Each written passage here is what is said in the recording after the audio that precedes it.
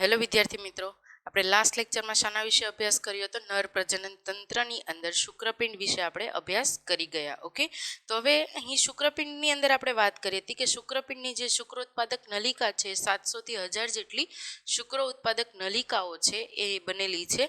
10 થી 20 જેટલી બહિર્ગામી નલિકાઓ ત્યાં આવેલી છે અને ઝાડા જેવી રચના કરે છે. પરિણામે શુક્રપિંડ એક ઝાડુ રચાય છે. હવે આપણે જોઈએ કે શુક્રવાહિકાઓ શું છે. તો શુક્રવાહિકાઓ ક્યાં આવેલી છે તેના વિશે આપણે અભ્યાસ કરીએ. તો અધિવૃષણ કોથળી, જે આપણે ઓલરેડી જાણીએ છીએ, શુક્રવાહિની ક્યાં આવેલી હશે? અધિવૃષણ કોથળીમાં. અને એ શું બનાવે છે કે શુક્રકોષોનો એક સમૂહ છે એ બનાવશે. ઓકે,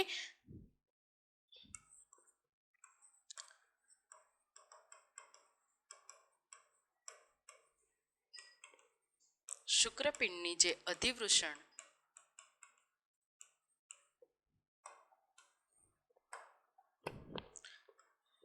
કોથળી આવેલી છે તેમાં શુક્રપિંડ ઉત્પાદક નલિકાઓ પણ જોવા મળે છે.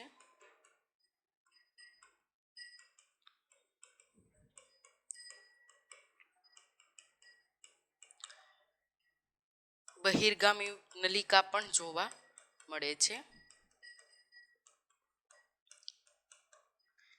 અને પરિણામે શું રચાય છે? એક ઝાડુ રચાય છે. ક્લિયર અહીંયા સુધી? હવે જોઈએ કે જે શુક્રપિંડ નલિકાઓ છે, શુક્રપિંડ નલિકાઓ કેવી રીતે કામ કરે છે. એટલે કે જે શુક્રવાહિની છે એ દરેક ખંડની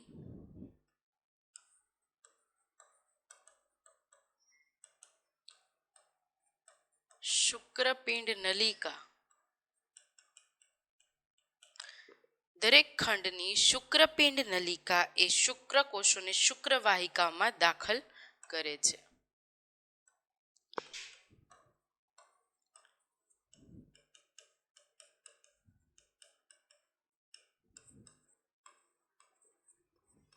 શુક્રવાહિકામાં દાખલ કરશે. ઓકે, અહીં શું કીધું છે કે દરેક ખંડની શુક્રપિંડ નલિકા છે શુક્રકોષોને શુક્રવાહિકામાં છે એ દાખલ કરે છે. એટલે કે જે શુક્રવાહિની આવેલી છે, વાહિકાનું કામ શું છે કે શુક્રકોષોનું વહન કરાવવું, એની અંદર એ દાખલ થશે. એટલે શુક્રકોષો છે એ શુક્રવાહિકા દ્વારા અધિવૃષણ કોથળી સુધી પહોંચશે. ઓકે, જે શુક્રકોષો છે એ શુક્રવાહિકા દ્વારા ક્યાં પહોંચશે? અધિવૃષણ કોથળી સુધી પહોંચશે અને શુક્રપિંડની બહારની સપાટી પર એ નિકટતાથી એકદમ ગોઠવાઈ રહેશે.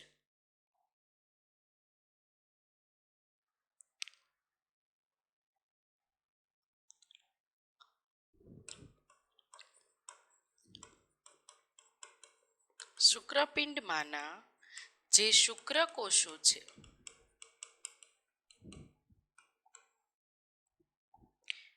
એ શુક્રવાહિકા દ્વારા ક્યાં પહોંચશે?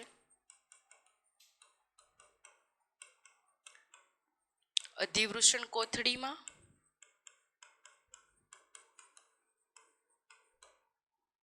રાઈટ, શુક્રવાહિકા દ્વારા ક્યાં પહોંચશે? અધિવૃષણ કોથળીમાં.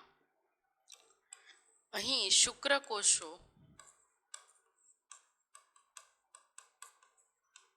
પરિપક્વ થશે.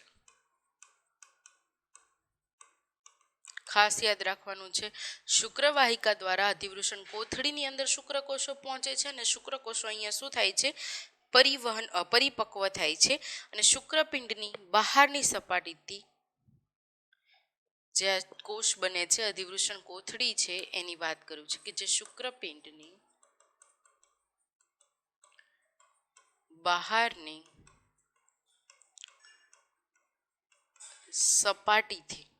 સપાટીની નિકટ રહેશે. કોણ? શુક્રવાહિની. ઓકે, શુક્રપિંડની બહારની સપાટી પર એ નિકટ રહેશે, શુક્રપિંડની નજીક રહેશે શુક્રવાહિની. ક્લિયર અહીંયા સુધી? કોના વિશે આપણે વાત કરી? શુક્રવાહિની વિશે. એનું કામ શું છે? શુક્રકોષોને શુક્રવાહિકામાં એ દાખલ કરશે. શુક્રપિંડ નલિકામાંથી શુક્રકોષોને શુક્રવાહિકામાં દાખલ કરશે અને શુક્રપિંડમાંના જે શુક્રકોષો છે એ શુક્રવાહિકા દ્વારા અધિવૃષણ કોથળી છે એની અંદર જશે અને ત્યાં શુક્રકોષો છે શું બનશે? પરિપક્વ થશે. શુક્રપિંડની બહારની સપાટી તરફ એ નિકટતાથી રહેશે. આ કોણ રહેશે? શુક્રવાહિની. હવે આપણે વાત કરીએ અધિવૃષણ કોથળી.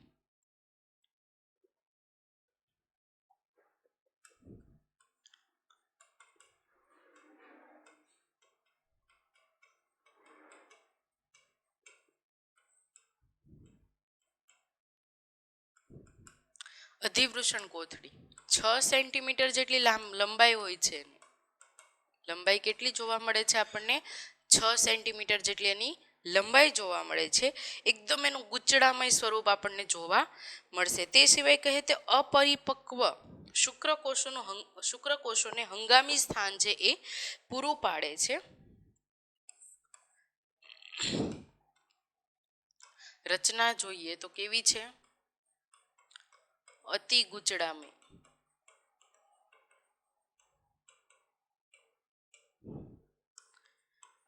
અને અપરિપક્વ શુક્રકોષોને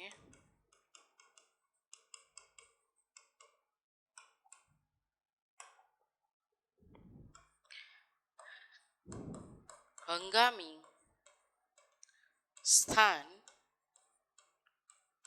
પૂરું પાડે છે. ક્લિયર? અપરિપક્વ શુક્રકોષ હશે એને હંગામી સ્થાન પૂરું પાડશે. શેના માટે? તો પરિપક્વ બનવા માટે. અહીં જોઈએ તો શુક્રકોષો છે એ પરિપક્વ ક્યાં થાય છે? શુક્રકોષ પરિપક્વ ક્યાં થશે? અધિવૃષણ કોથળીમાં.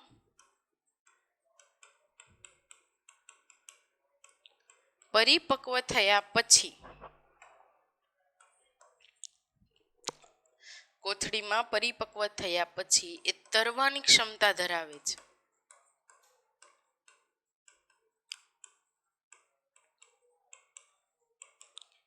ક્લિયર? શુક્રકોષ છે તરવાની ક્ષમતા ધરાવે છે. હવે જે અધિવૃષણ કોથળી છે એ 3 ભાગની અંદર વહેંચાયેલી છે. અધિવૃષણ નલિકાના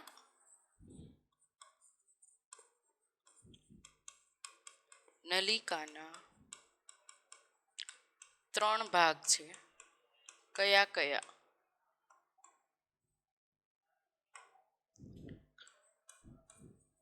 હેડ, the body and the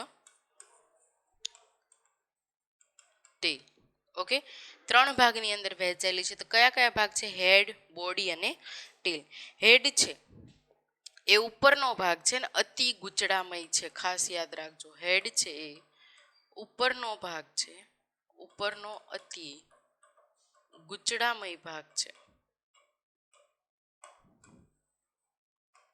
okay, અને છે શેનો છે? ગ્લોબસ મેજર કહેવાય એને.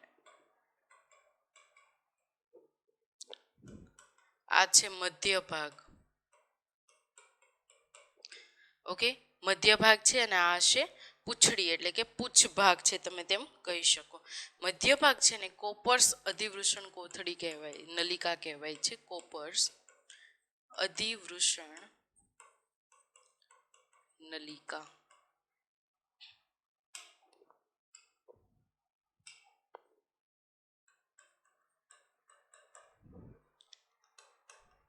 પૂંછ ભાગ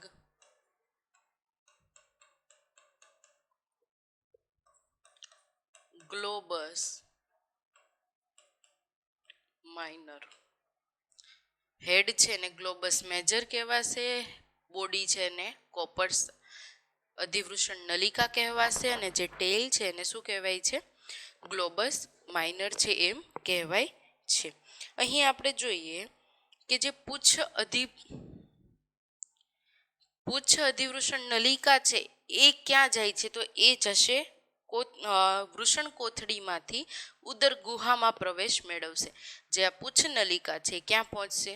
વૃષણ કોથળીથી ઉદર ગુહાની અંદર પ્રવેશ મેળવશે અને જે શું બનાવે છે? શુક્રવાહિની બનાવે છે. અને શુક્રવાહિનીનો જે અંતિમ ભાગ છે એને એમ્યુલા કહેવામાં આવે છે, એટલે કે પુચ્છ ભાગ. પર્ટિક્યુલર કહું છું હો, પુચ્છ ભાગ છે એ વૃષણ કોથળીમાં જાય છે.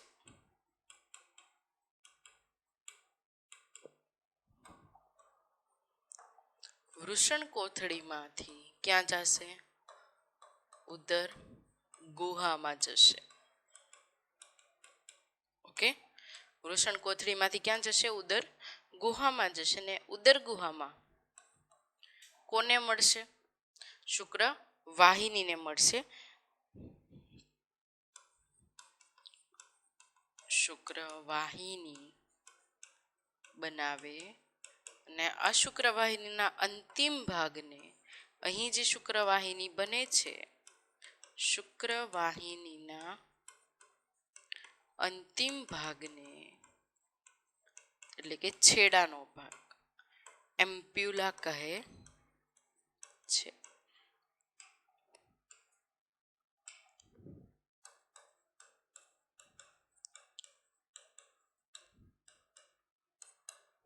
ક્લિયર? શુક્રવાહિનીના અંતિમ પહેલા તો યાદ રાખીએ આપણે 3 ભાગની અંદર ડિવાઈડ થયેલું છે. ઉપરનો અતિ ગૂંચળામય ભાગ જેને ગ્લોબસ મેજર કહેવામાં આવે છે. બોડી જે કોપર્સ અધિવૃષણ નલિકા કહેવાય છે. ટેલ કે જેને ગ્લોબસ માઇનર કહેવાય છે. અહીં વૃષણ કોથળીમાં જાય છે. ઉદર ગુહામાં જશે, એટલે કે વૃષણ કોથળીમાંથી ક્યાં જશે? ઉદર ગુહામાં જશે અને શું બનાવશે? શુક્રવાહિની. આ શુક્રવાહિની જે બને છે એના અંતિમ ભાગને શું કહેવામાં આવે છે? એમ્પ્યુલા. અહીં શુક્રવાહિની અને અધિવૃષણ કોથળી છે, એટલે જે નલિકા છે એ બંને વુલ્ફિયન નલિકામાંથી વિકાસ પામે છે. એટલે તમે એમ કહી શકો અધિવૃષણ નલિકા અને શુક્રવાહિની આ બંનેનો વિકાસ ક્યાં થાય છે?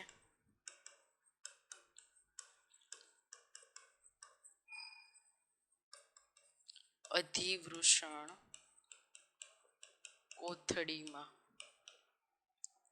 તમારે બધા ટોપિક છે એકબીજા જોડે લિંક કરવાના છે તો જ તમને સમજાશે. અધિવૃષણ નલિકા, શુક્રવાહિની અને બંનેનો વિકાસ ક્યાં જોવા મળે છે? અધિવૃષણ કોથળીમાં.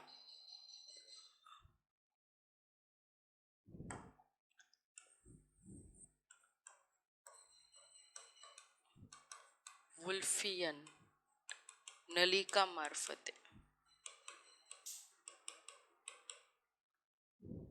Okay, clear? અહીંયા સુધી વુલ્ફિયન નલિકા મારફતે અધિવૃષણ નલિકા છે અને શુક્રવાહિની છે એનો વિકાસ થાય છે. અહીં જોઈએ તો આપણે કે અધિવૃષણ નલિકા એ શુક્રકોષોને 1 મહિના સુધી સંગ્રહ કરી શકે છે. કે અધિવૃષણ નલિકા શુક્રકોષોને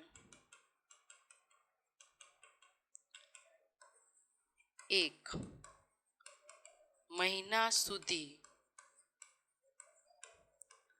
સંગ્રહ કરી શકે છે. ક્લિયર? શુક્રકોષોનો 1 મહિના સુધી સંગ્રહ કરી શકે છે અને શું કરે છે? એને પરિપક્વ બનાવે છે. ત્યારબાદ આપણે જોઈએ કે જે અધિવૃષણ નલિકા છે એ શુક્રકોષોને શું કરે છે? પરિપક્વ બનાવે છે. અને પુરુષ જ્યારે જાતીય રીતે ઉત્તેજિત થાય ત્યારે અધિવૃષણ નલિકા છે એની જે દિવાલ છે એ કેવી થશે? સંકોચાશે.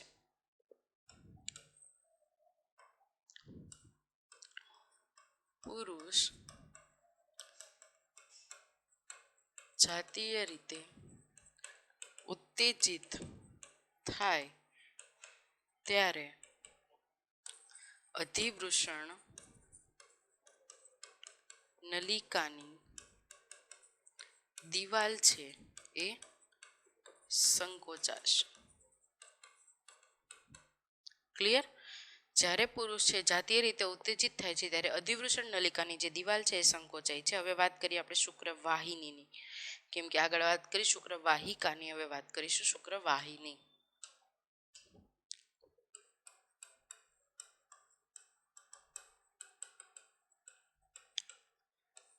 એની લંબાઈ જોઈએ કેટલી છે, 45 સેન્ટીમીટર જેટલી.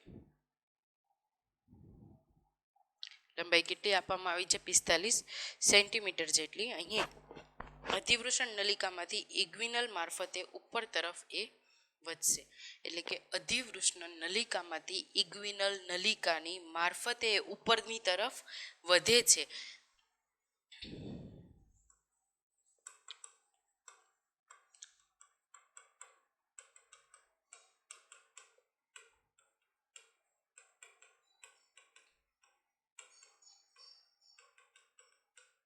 નલિકા મારફતે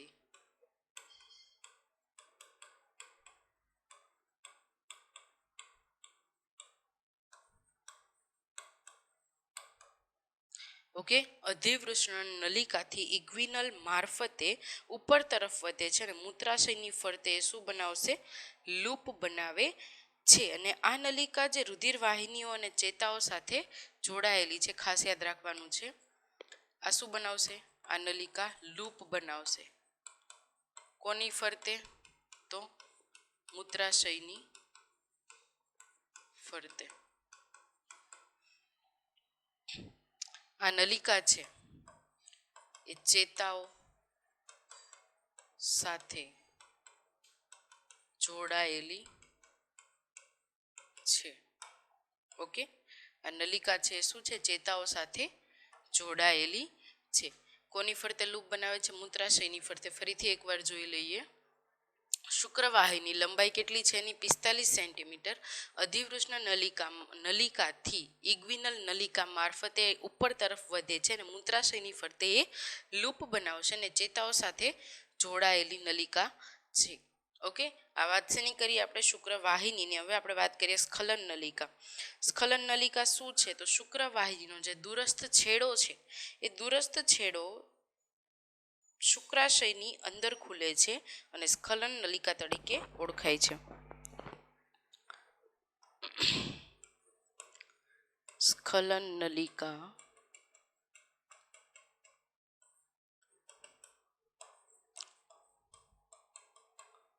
શુક્રાશયનો દૂરસ્થ પહોળો છેડો છે. ઓકે, શુક્રાશયનો દૂરસ્થ પહોળો છેડો છે અને તે ક્યાં ખુલશે? શુક્રાશયમાં ખુલે છે.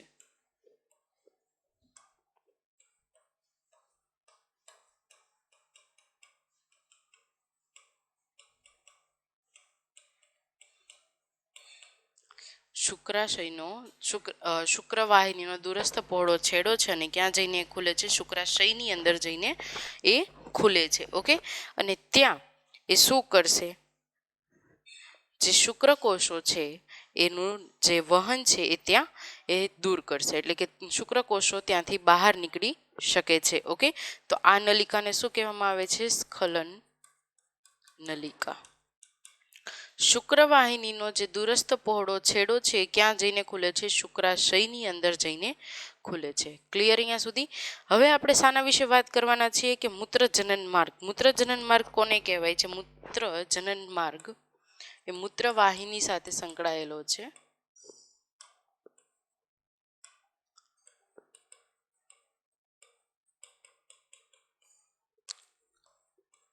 મૂત્રવાહિની એ સ્ખલન નલિકા સાથે જોડાય છે. મૂત્રવાહિની છે સ્ખલન નલિકા સાથે જોડાય છે અને તે મૂત્રજનન માર્ગ તરીકે ઓળખાય છે. અહીંયા સુધી ક્લિયર? પહેલા મૂત્રવાહિની છે સ્ખલન નલિકા તરીકે સ્ખલન નલિકા સાથે જોડાય છે અને મૂત્રજનન માર્ગ છે એનું નિર્માણ કરે છે. આ મૂત્રજનન માર્ગ છે એ શિશ્નમાંથી પસાર થાય છે અને તે પહેલાં બલ્બો યુરેથ્રલની નલિકાની સાથે જોડાય છે અને અંતે મૂત્રજનન માર્ગ છે એ શિશ્નના અગ્રભાગમાં ખુલે છે. એટલે જોઈએ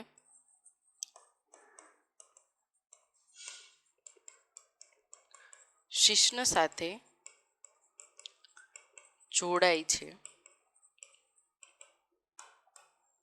પણ તેની પહેલા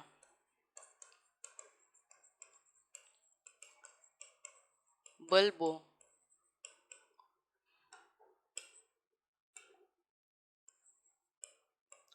યુરેથ્રલ ગ્રંથિમાંથી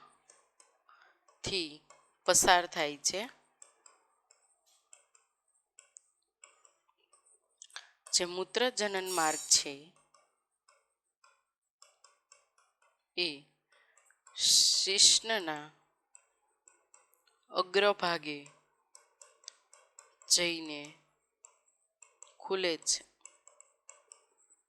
ખાસ યાદ રાખવાનું છે, બલ્બો યુરેથ્રલમાંથી પસાર થઈને મૂત્રજનન માર્ગ છે શિશ્નના અગ્રભાગમાં જઈને ખુલે છે. ક્લિયર અહીંયા સુધી?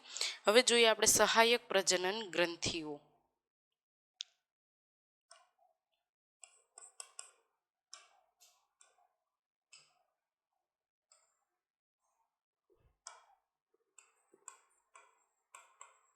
સહાયક પ્રજનન ગ્રંથિ. સહાયક પ્રજનન ગ્રંથિ એટલે કે જે પ્રજનન ગ્રંથિ તો છે જ પણ એ સહાયક એટલે હેલ્પ કરે છે, બરોબર? તો એવી કઈ છે? તો શુક્રાશય, પ્રોસ્ટેટ ગ્રંથિ, બલ્બો યુરેથ્રલ ગ્રંથિ. શુક્રાશય, પ્રોસ્ટેટ ગ્રંથિ અને બલ્બો યુરેથ્રલ ગ્રંથિ. ઓકે, શુક્રાશય, પ્રોસ્ટેટ ગ્રંથિ, બલ્બો યુરેથ્રલ ગ્રંથિ, આ બધાનું કામ શું છે? તો એક જ કામ છે એનું, વીર્ય પેદા કરવાનું, એટલે કે વીર્ય બનાવવાનું. વીર્ય બનાવી સ્ખલન, નલિકાથી નિકાલ કરવાનો.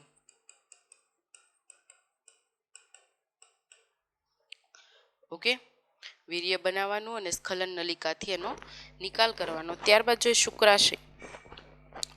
આપણે 1 by 1 સ્ટડી કરીએ છીએ. તો હવે પહેલું આપણે લઈએ છીએ અહીં શુક્રાશય. તો શુક્રાશય વિશે થોડું જાણીએ.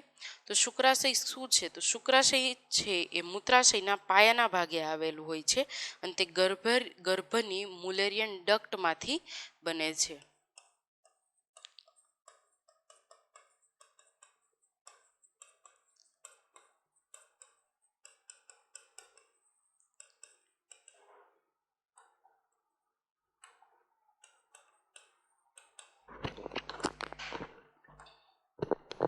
અને તે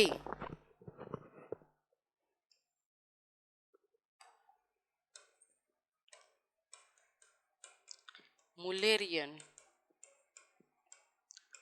ડક્ટમાંથી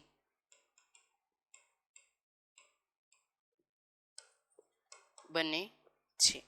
ક્લિયર? શુક્રાશય છે પાયાના ભાગે આવેલું છે ને તે ક્યાંથી બને છે? મુલેરિયન ડક્ટમાંથી. શું છે મુલેરિયન ડક્ટ? જો આપણે આગળ વાત કરી હતી કે જે મુલેરિયન હોર્મોન એની અંદર પ્રેઝન્ટ હશે, બરોબર, તો એ શું બનાવશે? માદા જનનાંગો. અને જ્યારે એન્ટી મુલેરિયન પ્રેઝન્ટ હશે તો એ શું બનાવશે? નર પ્રજનન તંત્ર, એટલે કે નર જનન અંગો. ક્લિયર અહીંયા સુધી? તો શુક્રાશયના પાયાના ભાગે આવેલું છે. તે સેમિનલ પ્રવાહીનું 60% પ્રવાહી ઉત્પન્ન કરે છે. ખાસ યાદ રાખજો,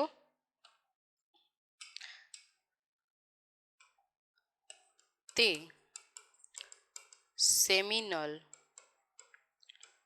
પ્રવાહીનું 60% પ્રવાહી ઉત્પન્ન કરે છે. ક્લિયર? સેમિનલ પ્રવાહીનું 60% જેટલું પ્રવાહી છે ઉત્પન્ન કરે છે અને એ પ્રવાહી કેવું છે? આલ્કલાઇન છે, ઘટ છે, પીળાશ પડતું છે, એની અંદર ઘણા બધા પ્રકારના પોષક તત્વો પણ આવેલા છે. તે પ્રવાહી કેવું છે? પહેલા તો આલ્કલાઇન છે તો એની પીએચ કેટલી હશે? 7.3 અરાઉન્ડ, રાઈટ. આ પ્રવાહી કેવું છે? ઘટ છે, પીડાશ પડતું છે.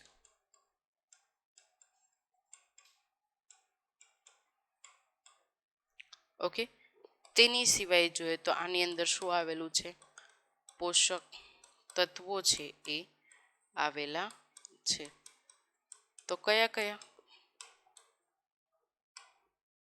ફ્રુક્ટોઝ,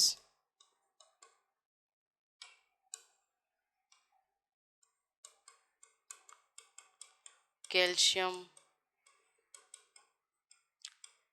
પ્રોસ્ટાગ્લેન્ડિન,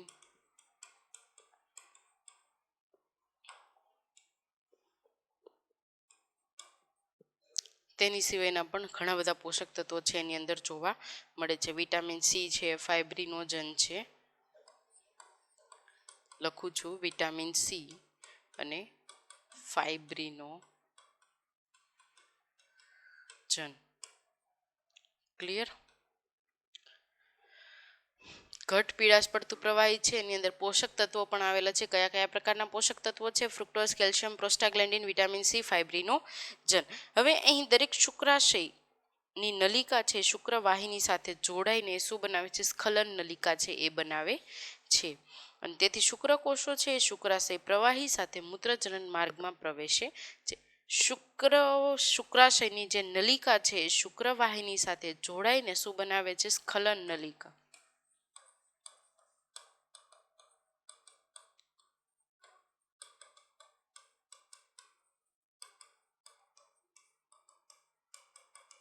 શુક્રવાહિની સાથે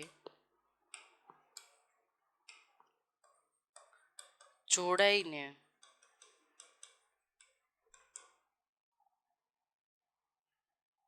એ બનાવે છે સ્ખલન નલિકા. અને આ સ્ખલન નલિકા ક્યાં જશે? શિશ્નની અંદર, શિશ્નના અગ્રભાગની અંદર, એટલે કે મૂત્રજનન માર્ગની અંદર પાસ થશે. અને સ્ખલન નલિકાથી શું થાય છે? જે શુક્રકોષો છે એ સ્ખલન નલિકા મારફતે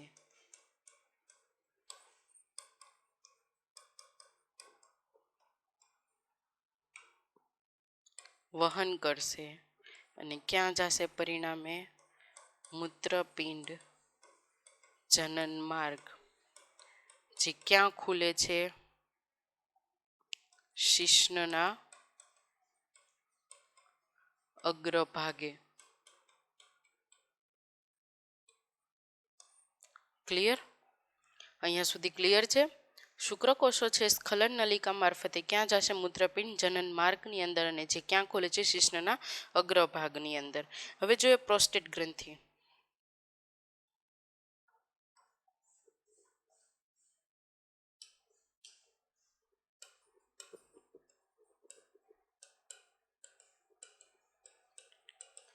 આ ક્યાં આવેલી છે? પહેલા તો મૂત્રાશયના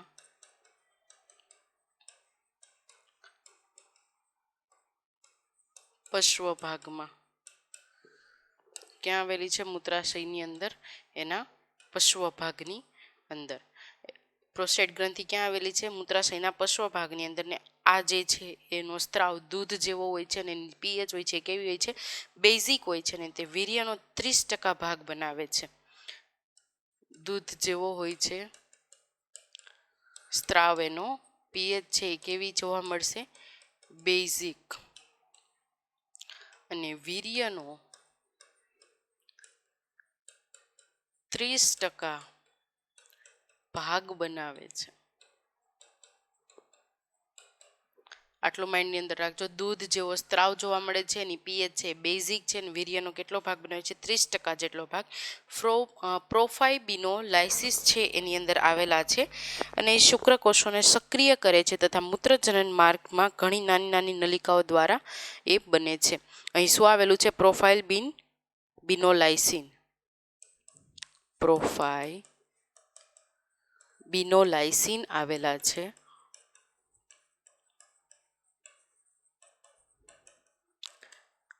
કામ શું છે? તો એ જે શુક્રકોષો છે એને સક્રિય બનાવશે. ખાસ યાદ રાખજો, શુક્રકોષોને સક્રિય બનાવે છે.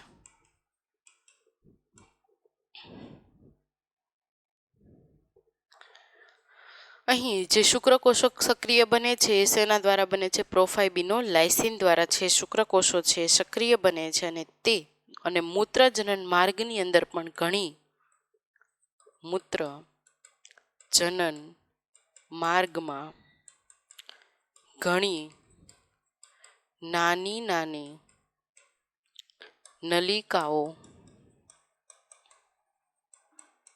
બનાવે છે. ક્લિયર? ઓકે, હવે જોઈએ બલ્બોયુરેથ્રલ ગ્રંથિ.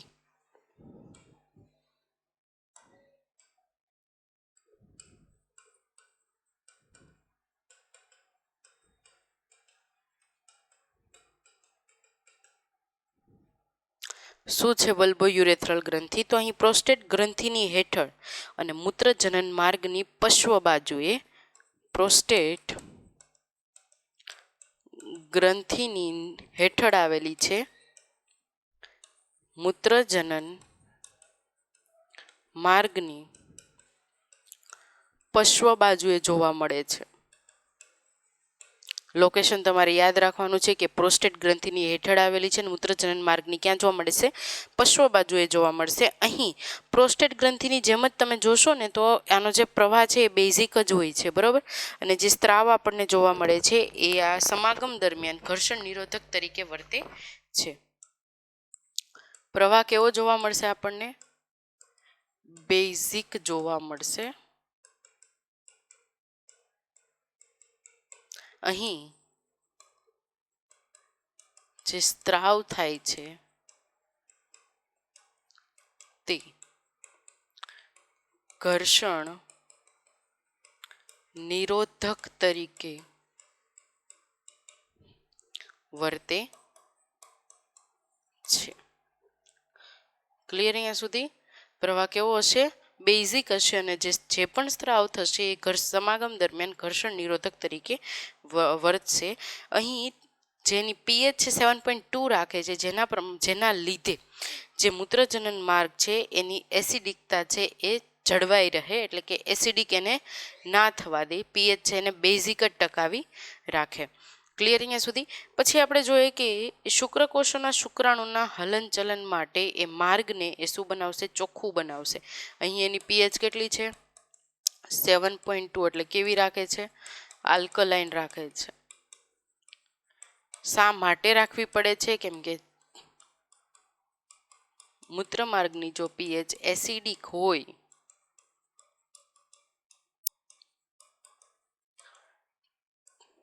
તો ઇન્ફેક્શન થવાના ચાન્સ રહે છે. ઓકે, તો આ શું કરે છે? પીએચને જાળવી રાખે છે. તે સિવાય આપણે વાત કરી કે શુક્રકોષોને તરવામાં મદદરૂપ થાય છે, એટલે કે એનું જે હલનચલન છે એ કરવામાં એ મદદરૂપ થાય છે. કઈ રીતે મદદરૂપ થાય છે? તો અહીં પીએચ કેટલી છે? 7.2. આલ્કલાઇન છે. જો એસિડિક હોય તો જે શુક્રકોષો છે ત્યાં હલનચલન કરી શકશે નહીં, એટલે પીએચ છે જાળવી રાખશે અને એને હલનચલન કરવામાં મદદરૂપ થશે.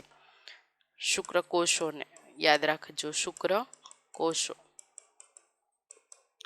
ક્લિયર? હવે આપણે જોઈએ કે જે બલ્બોયુરેથ્રલ તો આપણે વાત પૂરી કરી દીધી, અને બીજું એને કહેવામાં આવે છે કાઉપરની ગ્રંથિ. ખાસ આ યાદ રાખવાનું છે.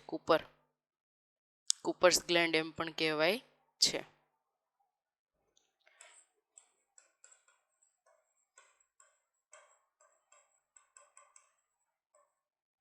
ઓકે, જોઈએ ફરીથી એકવાર.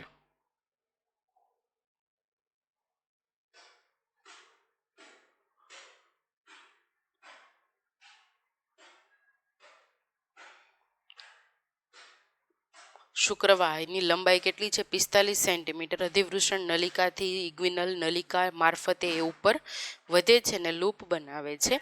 મૂત્રાશયની ફરતે ચેતાઓ સાથે એ જોડાયેલી રહે છે. સ્ખલન નલિકાની વાત કરીએ તો શુક્રાશયનો દૂરસ્થ પહોળો છેડો છે જે શુક્રાશયની અંદર ખુલે છે. ઓકે, શુક્રાશયમાં ખુલે છે જેને શું કહેવામાં આવે છે? સ્ખલન નલિકા. મૂત્રજનન માર્ગ. મૂત્રવાહિની એ સ્ખલન નલિકા સાથે જોડાય છે અને મૂત્રજનન માર્ગ છે શિશ્ન સાથે જોડાય છે. તેની પહેલા બલ્બો યુરેથ્રલ ગ્રંથિમાંથી તે પસાર થાય છે. આ ખાસ યાદ રાખવાનું છે. ક્યાંથી પસાર થાય છે? બલ્બો યુરેથ્રલ ગ્રંથિમાંથી પસાર થાય છે. મૂત્રજનન માર્ગ એ શિશ્નના અગ્રભાગમાં જઈને ખુલે છે. સહાયક પ્રજનન ગ્રંથિ. તો 3 છે: શુક્રાશય, પ્રોસ્ટેટ ગ્રંથિ અને બલ્બો યુરેથ્રલ ગ્રંથિ, જે શેનું કામ કરે છે? વીર્ય બનાવવાનું અને સ્ખલન નલિકાથી તેનો નિકાલ કરવાનો. શુક્રાશય. શુક્રાશય પાયાના ભાગે આવેલ છે અને તે મુલેરિયન ડક્ટમાંથી બને છે. તે સેમિનલ પ્રવાહીનું 60% પ્રવાહી ઉત્પન્ન કરે છે. તે પ્રવાહી આલ્કલાઇન છે, એટલે કે પીએચ એની કેટલી છે? 7.3 છે. ઘટ પીળાશ પડતું પ્રવાહી છે અને પોષક તત્વો એની અંદર આવેલા છે. Fructose, calcium, prostaglandin, vitamin C, fibrinogen. શુક્રાશય નલિકા એ શુક્રવાહિની સાથે જોડાય છે અને સ્ખલન નલિકા બનાવે છે અને શુક્રકોષો છે સ્ખલન નલિકા મારફતે વહન પામે છે અને મૂત્રપિંડ જનન માર્ગ દ્વારા તેનો નિકાલ થઈ જાય છે. એટલે કે એ માર્ગ ક્યાં ખુલે છે? શિશ્નના અગ્રભાગે ખુલે છે. ત્યારબાદ છે પ્રોસ્ટેટ ગ્રંથિ. સહાયક ગ્રંથિ ભણીએ છીએ, ભૂલતા નહીં. પ્રોસ્ટેટ ગ્રંથિ છે મૂત્રાશયના પશ્વ ભાગની અંદર જોવા મળે છે, એટલે કે દૂધ જેવો પાર્ટ હોય છે, જે સ્ત્રાવ હોય છે. પીએચ છે એની કેવી છે? બેઝિક છે અને વીર્યનો 30% ભાગ બનાવે છે. પ્રોફાઇબિનોલાઇસિન આવેલા છે એની અંદર, પ્રોફાઇબિનોલાઇસિન આવેલા છે જે શુક્રકોષોને શું બનાવે છે?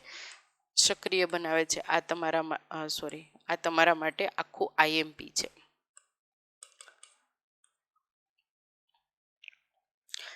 મૂત્રજનન માર્ગમાં ઘણી બીજી નાની નાની નલિકાઓ પણ બનાવે છે. બલ્બો યુરેથ્રલ ગ્રંથિ છે અને કાઉપરની ગ્રંથિ કહેવાય છે, જે પ્રોસ્ટેટ ગ્રંથિની હેઠળ અને મૂત્રપિંડ જનન માર્ગની પશ્વ બાજુએ આવેલી છે.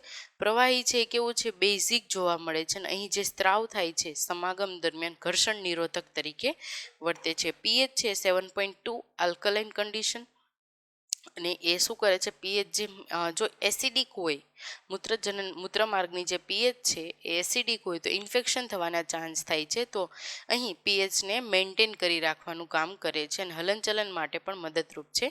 કોના હલનચલન માટે? તો શુક્રકોષોના હલનચલન માટે એ ખૂબ જ મદદરૂપ છે. તો હવે આપણે નેક્સ્ટ લેક્ચરમાં શાના વિશે અભ્યાસ કરશું? જે નર પ્રજનન તંત્રોમાં જે બાકી રહેલા જે પણ પોર્શન છે એનો આપણે નેક્સ્ટ લેક્ચરની અંદર અભ્યાસ કરીશું. પણ એની પહેલાં તમને આ બધા વિશે ખ્યાલ હોવો જોઈએ.